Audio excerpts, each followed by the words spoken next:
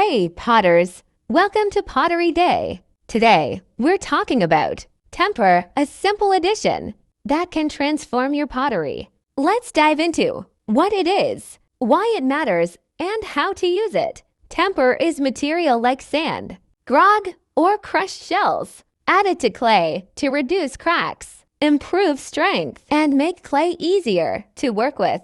It's especially important for pottery that needs to handle stress, like pots with handles or cookware without temper. Clay shrinks a lot as it dries, leading to cracks. It just doesn't hold well. But with temper, your clay is stronger. Here's how to add temper to clay.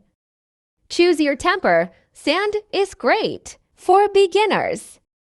Mix about 10 to 30% temper into your clay. Knead it thoroughly until it's smooth and evenly mixed.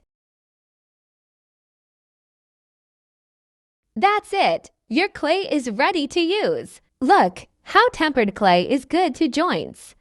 Here's the difference. Non-tempered clay is hard to join and often cracks, but tempered clay holds better, creating smoother joints and stronger pieces. Temper makes a world of different. Stronger clay, fewer cracks, and perfect joints. Try it in your next project. See you next time on Pottery Day. Don't forget to like, subscribe, and comment with your favorite temper material.